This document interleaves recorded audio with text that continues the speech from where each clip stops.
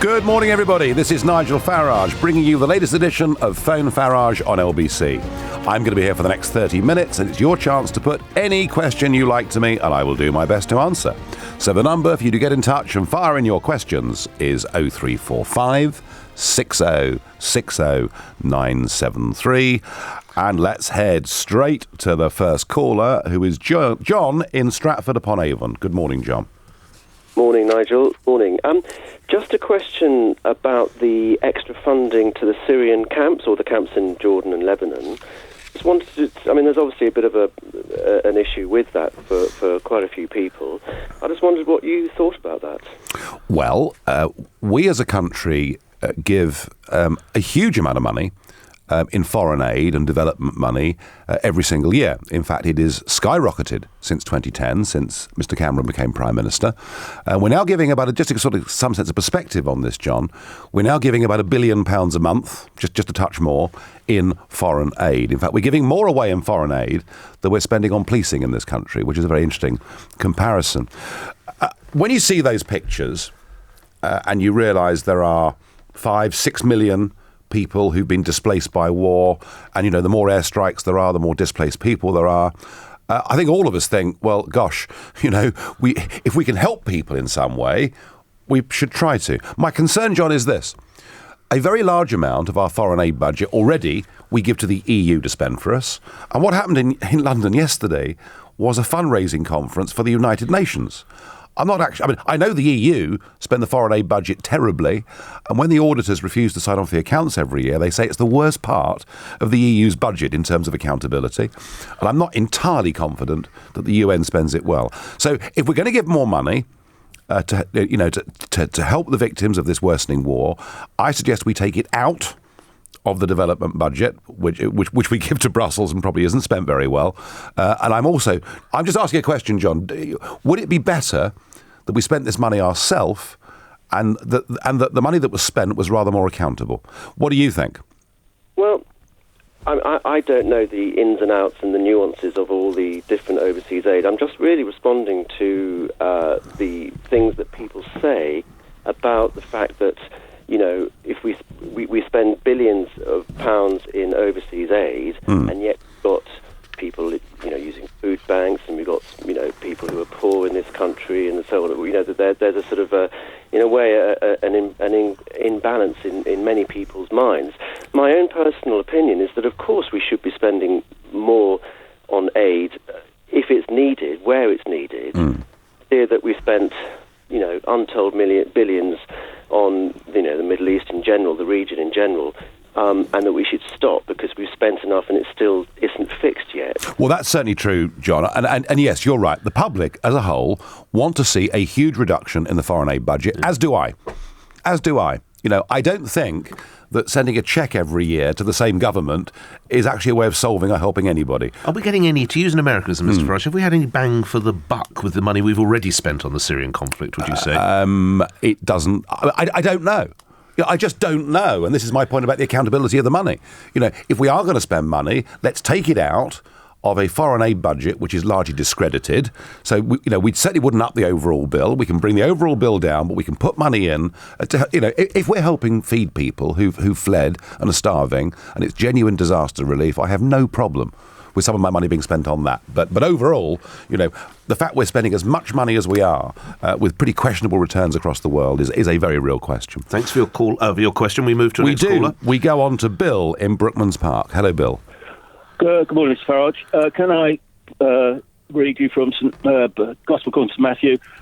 Every Lord Jesus said, "And every city or house divided against itself shall not stand."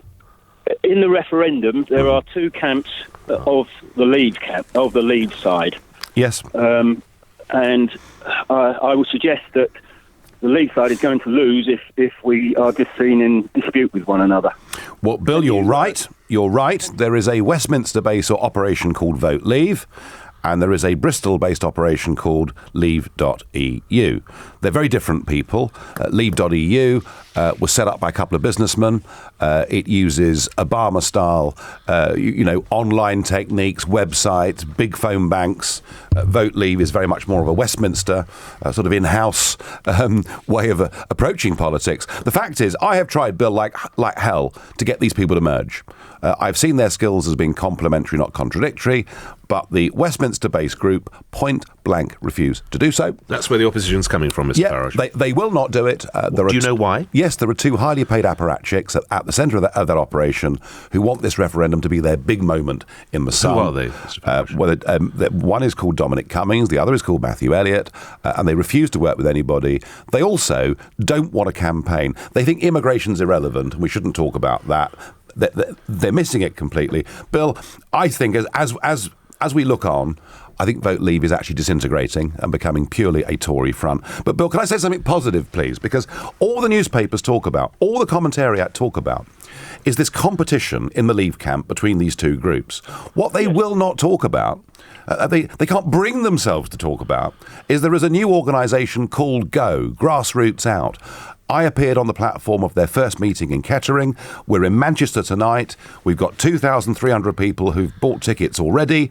And on that platform, there will be Tory MPs, there will be Labour MPs, there will be UKIP MEPs, there'll be a video from a Democratic Unionist Party from Belfast. There'll be representatives of people who've been former trade unionists. And this is, a genuine... Oh, and our surprise guest... But I can tell you, because it's leaked out already, is going to be David Davis. And we had Liam Fox turn up as a surprise guest. So some really senior... But this is another organisation then. We've now got three going. But what this organisation... But what Grassroots Out has done, Nick, is to break the deadlock between two groups and to get out there in the country and to start campaigning. And because it's positive... Nobody will give it a look in. So I challenge the commentariat who are listening to this programme, come up to Manchester and write a story about Eurosceptics from very different backgrounds of left, centre and right working together. So, Bill, the deadlock has been broken. I think it's only a matter of time before we see a coming together. And I think that... Of all three? Or are we effectively right? I mean, Kate Hoey quit yesterday, didn't she? One of Labour's most prominent Eurosceptics. How crucial, how meaningful was that? Well, very. She has quit from this Westminster-based group, who now increasingly look like a Tory group.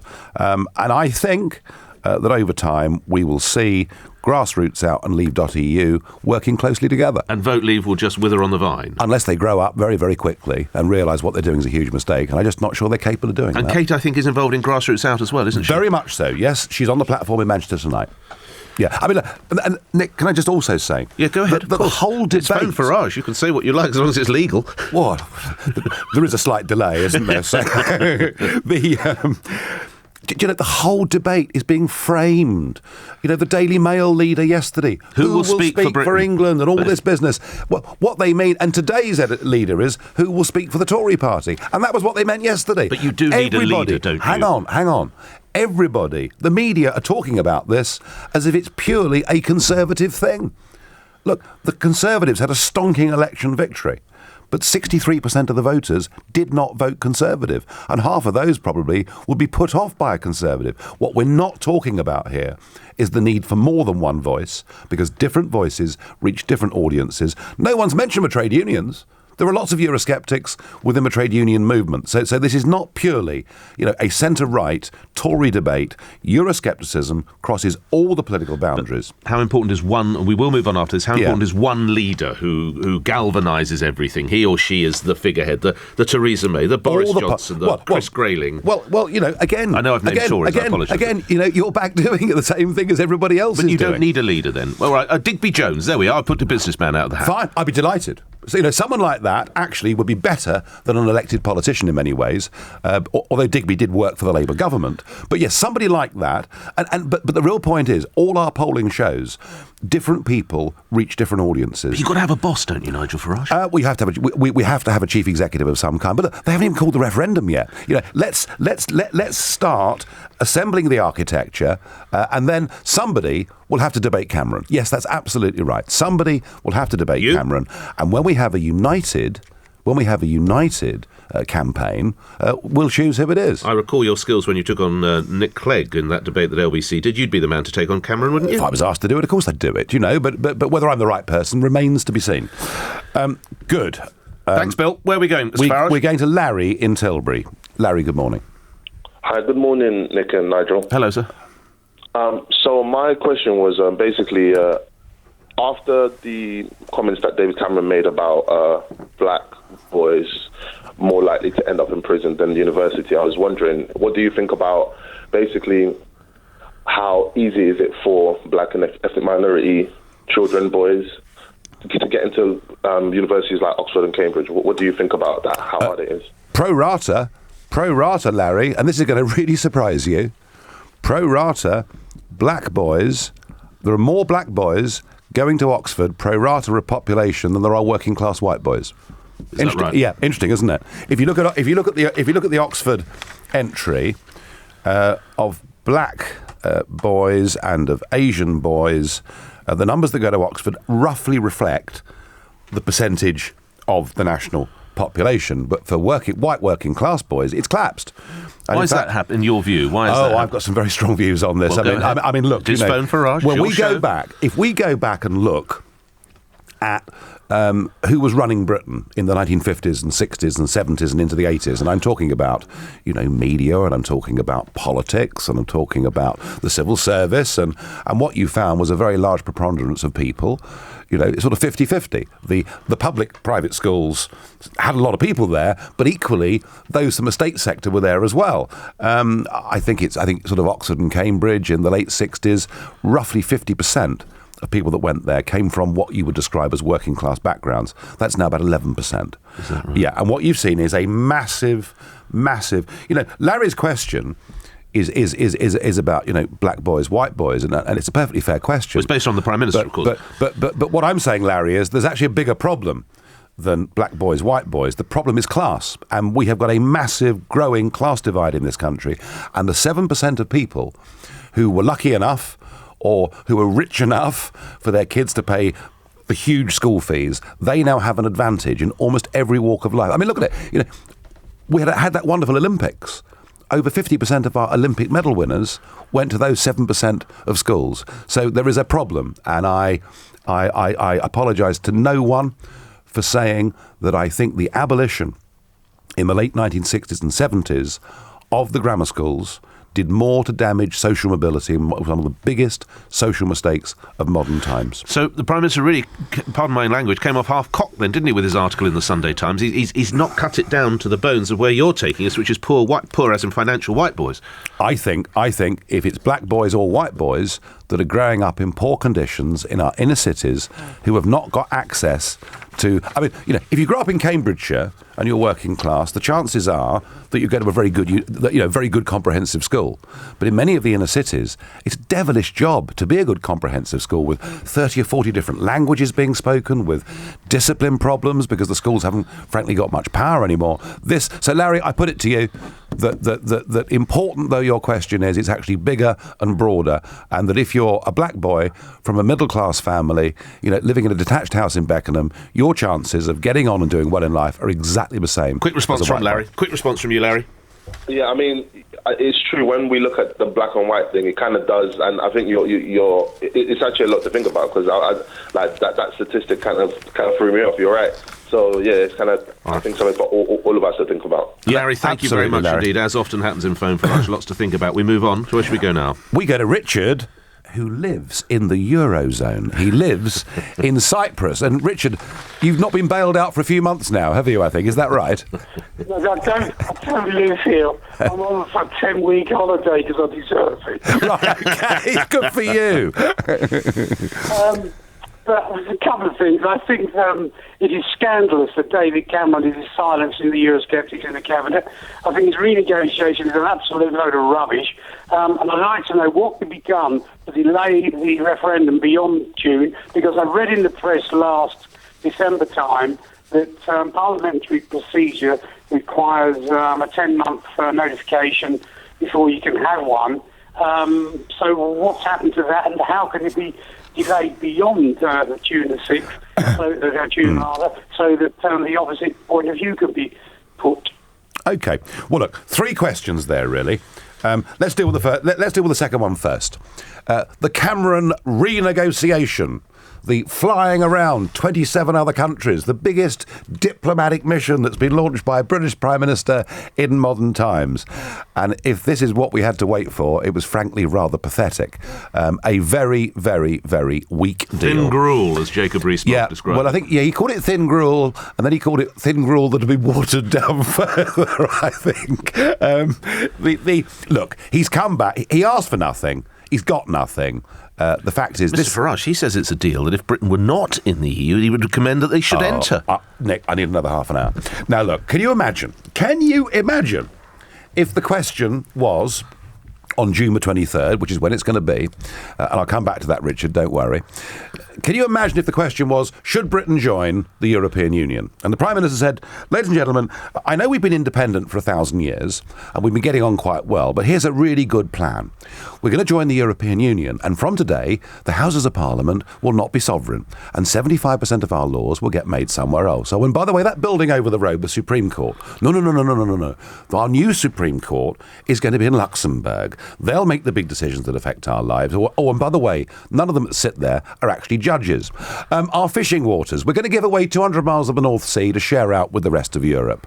We're going to go on trading at a massive deficit. And for all of this, the real bonus is we're going to pay £55 million a day. Isn't it just wonderful? Now, I used that line against Nick Clegg in those debates that you chaired back in 2014. And I think in the end, it was that swung the debate for me. If the vote was, would we now join a club? Well, I noticed that when he said it this week. I thought that's strange, because I remember you saying absolutely. The reverse side. Absolutely. Would you want to join a club that has a Eurozone that's impoverished the Mediterranean and Cyprus, where Richard is now? And the reason he's there for 10 weeks is it's bombed out and it's cheap as chips. And it's not a bad idea. Would you join? Richard's agreeing and laughing. Would you join? I mean, would you join? Would you join a club that's got a migrant crisis where they all hate each other now, and the Hungarians and Germans won't even speak to each other? It doesn't work. So the renegotiation has convinced nobody, and perhaps that's why the opinion polls today are showing a lead for those of us that want to leave. Cameron's attempt to silence the Eurosceptics and the rules. Look, there are no rules. Forget about rules. If you're the government, you can get the Electoral Commission to do whatever you like, and they're going to concertina in this period. He will go to the summit on the 18th, 19th of February. He will come back with a deal. He will call a referendum. It will take place on June the 23rd. And you know something, Richard? Him silencing, the voices out round the party and the talk that Boris is now going to be bought off and all the rest. None of this matters. This referendum is very simple. This referendum is the elite establishment of this country, backed by big bankers and multinational businesses, against ordinary, decent people. They're the battle lines. And 40 years ago, we gave our politicians the benefit of the doubt. We were more deferential 40 years ago to our leaders. That, I think, is out of the window, and I believe we have every chance of us voting to leave the European Union, to have a completely different relationship with Europe that is based on trade and cooperation, and we will then be in charge of making all our own laws. And that doesn't mean we'll get everything right, but we will be in charge, and we'll go back to what are those laws? So what would be the laws? Say we came out. What would be the laws that you'd want to repeal the next week? Well, if we come out, right, we are back in charge of our fishing waters. We're back in charge of our farming industry. We're back in charge of environmental legislation. We're back in charge of health and safety at work laws. We're back in charge of employment legislation. And we're back in charge, Nick, of our trade policy.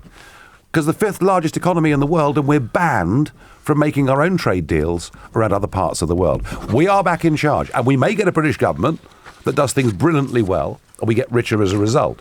We may have a British government that makes some bad laws, but at the end of 5 years, we'll be able to sack them, get rid of them, and replace them with somebody else. Right now, if you're listening to this programme right now, and you're a businessman or woman that's been affected by a batty piece of legislation that has affected your business, there is nothing the voters, the parliament or government of this country can do to change a single European law. Once we leave the EU, we are back in charge.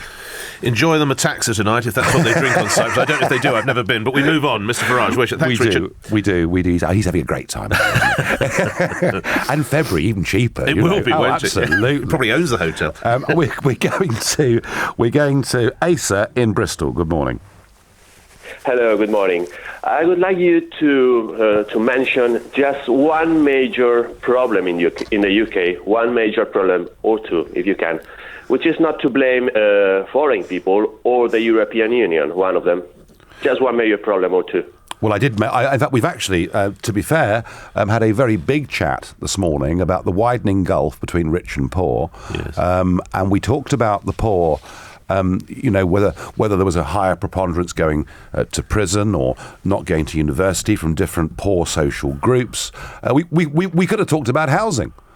I mean, what a nightmare for any young person now growing up in London to think they could never actually get on the housing ladder. And that growing gap between rich and poor, I would suggest to you, has nothing to do with the European Union, it has something to do with immigration in that we've got an increasing population and houses are more expensive. But there is a very good example of something that is not. And I'm not saying everything's the fault of the European Union. And I never have done. But what I am saying to you is that 75% of our laws are made somewhere else. And I believe we should be a confident, self-governing, independent, democratic nation. Let's go to some text, tweets and emails. Richard, question for Nigel Farage. Why have the French allowed the migrant camps to exist and expand? Well, I suppose the real answer to that is they hope they all hop on the back of lorries and come to Britain. I mean, look, the French should not be allowing this to happen. But look, it's pointless really blaming the French, isn't it? There is a much bigger problem, actually. I think, we're obsessed with what's happening at Calais and up the road at Dunkirk. And, I drive through every week. So I see every week, what's going on there. I see the fences getting higher and higher and thicker. But there is a much bigger migrant problem in Germany than there is. What's happened here is the European Union leaders, both Mr. Juncker, starting back last April when I tried, if you remember, to bring this to the public's attention and just nobody was listening, and then Mrs. Merkel's, just ridiculous call saying, please, everybody come. So the whole of Europe is engulfed in a huge crisis. They're now talking about putting in border controls, having sent out the message that anyone can come and effectively qualify for refugee status. And I don't know what they're going to do because, as I said before... Well, they also may want to make Greece like a holding camp in a way, don't they? The poor old Greeks. Who, of course, have suffered more being in the Euro than any other country. A dreadful mistake that their leaders, egged on by the wonderful Goldman Sachs, made. But now it looks like Europe's way of dealing with it is a sort of, as you say, pen Greece off and let them get on with it. And, there were 50,000 people yesterday in St. Hadja Square protesting against austerity. I genuinely think that the situation in Greece is so volatile that anything could happen. Talking about protests, you'll be aware of an organisation, Pegida, who will be demonstrating in around 14 European countries. We've been looking and indeed had some reports on the show this morning. There is a demonstration plan for Birmingham. Jeremy Corbyn has spoken out against it. What's your views on Pegida, Nigel Farage? I'm not a member of Pegida. I'm never going to be a member of Pegida. Pegida has been caused, and will grow because of people like Angela Merkel. How dangerous is it? At this moment in time, not especially, I would suggest. Should they be allowed to march through Birmingham? Well, look, we let people march on all sorts of other, what we call left-wing causes, and, a few bus shelters get broken and all the rest of it. It's the job of a democracy to let people speak their voice. I predict that Pegida in Britain won't go very far at all, because it will turn out that those that are running it probably have pretty dodgy associations and unpleasant pasts. I don't think it'll go very far. I think more worrying than Pegida... Will some of them be members of UKIP, or have been members of UKIP, do you think? If they're ex-members of UKIP and they found UKIP was too democratic and liberal... What if they're still members of UKIP? I would urge UKIP members not to take part in this. But they know that's my view on this anyway. But you don't agree with not building any more mosques, do you? Well, I didn't agree with the super mosque that was proposed for the east of London. I thought the sheer size and dominance of that in the community would be a mistake. Do I believe in freedom of religious expression? Of course I do. Yeah, and building mosques. Because, of course, Pegida doesn't want any more mosques. You wouldn't support that, would you? No, I wouldn't support that. But what Pegida are scared of in Germany is that the influx that's happened over the course of the last year is so big that it is fundamentally going to change the makeup of many German cities. Most of those people that go on those marches are genuinely concerned, angry citizens. And no, I don't think anyone can doubt that. But I suspect the motives of some of those that lead these things, Nick, may not be quite as sincere or We as must genuine. get back to the calls, Mr. Farage. We must. We're going to go to Jean in Stanmore. Hello. Oh, hello, Nigel. Now, say the country vote to get out of Europe. How long will it take for us to get out, and what will it cost us? We're not going to be... Well, and Jean, you've made a mistake. Nobody's proposing we leave Europe. At least I've not met one. We love Europe. We're all for Europe. We like the wine. We like the cheese. We're happy with the trade. It's a good place to go on holiday. What we're objecting to, Jean, is something that we were sold as the common market that has now morphed without anybody asking us into a European Union that has a flag, an anthem, a police force, wants an army, has a president who's no one even knows their name, but never mind. And what we're objecting to is political union. So this referendum is not about Europe. It's about a political union centred in Brussels.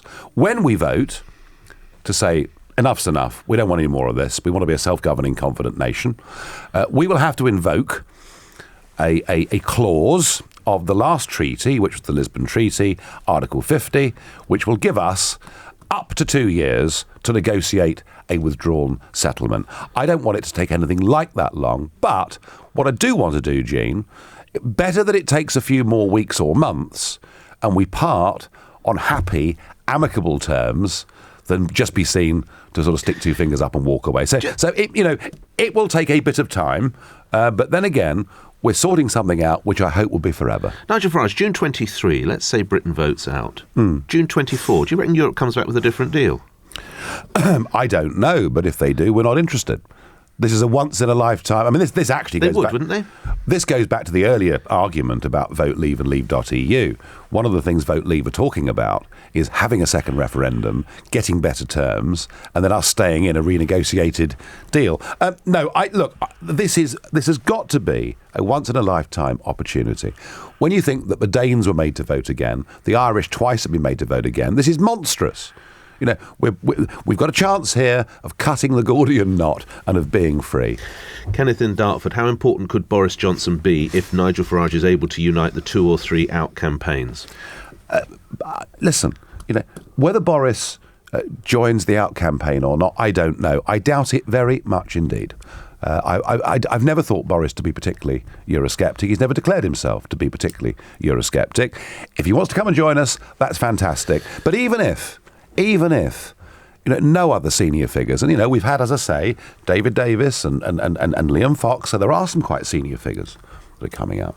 Even if no other senior figure joined us, this still has to be the people against the elite and the political class and Goldman Sachs and all the rest of it. Let's go to another caller if we could. We will. Yeah, we're going to go to Kim in Lewisham. Good morning, Nigel, and good morning, Nick. Hello, sir. How are you, Nick? Yeah, good, thank you. Your question to Nigel Farage. I'm only being brief because so many people want to get involved. I'm well, thank you. I hope you are, Kim. What's your question? My question to Nigel Farage is, what does he think of the immigrants in Calais being asked to wear a wristband, and what did he think of the noise that made, basically? Does he consider to be offensive? This was the idea that to get food, immigrants in this country, asylum seekers and others, had to wear a particular wristband so that they were afforded food, and that was seen to be discriminatory, and the system has now been taken away. They use photo ID instead. Yeah, I didn't like it at all. It sort of smacked a bit of previous times, putting badges on people. No, and the other nonsense was the red doors. Did you see that? A contract in Middlesbrough. That's right. A contract went to. I won't mention the name of them, but a big private company got with. They've appeared on this programme before. They will again, I fear. I sort of try and keep the libel noise off your back, Nick. That's all. But the idea that all the migrants lived in houses with red doors again was a pretty silly way of doing it. Look, I have always argued that we as a country should have the room in our hearts to be generous to genuine refugees. But the trouble is, our generosity has run a bit dry because of the open door immigration policy our governments have pursued over the last 15 years. Get back a proper immigration policy and we will feel a lot more generous towards those who genuinely qualify to be refugees. And on the subject of refugees, just a quick line from you lastly, Nigel Farage. The Foreign Office has said the UN Working Group's decision regarding Julian Assange will change nothing, and it completely rejects any claim that he is a victim of arbitrary detention. Your view on Mr Assange and how much it's cost the London's Metropolitan Police to keep officers both sides, front and back door? Do you know how much it has cost? 13 million, I think. Yeah, 11 of them. 11 million. Well, over 10 million. Let's agree on that. Look, I don't like European arrest warrants, the way that it's been issued by Sweden. But there's something, this is probably a completely unfair comment that I shouldn't make. But, I'd be worried if you didn't. But there's something, I don't know what it is. There's something about this Assange character that just gives me the creeps. I don't know what it is. I know some people see him as a great freedom fighter. Other people see him as somebody who's endangered national security and hasn't got the courage to go back and face, potential sex charges. I don't know. Something about this guy tells me I personally wouldn't lend him my last 50 quid. Of course, he denies those charges, and some might say that you give some folk the creeps, Mr Farage. It has been said. Well, that's all right. We can. It's a free country. Nigel Farage appearing here on Phone Farage on LBC, where news is next. Would you like to buy a big issue, madam, and therefore help that? No? One big issue, help the homeless, please. Thank you. Big issue, mate. Help the homeless. Can I interest you in a big issue?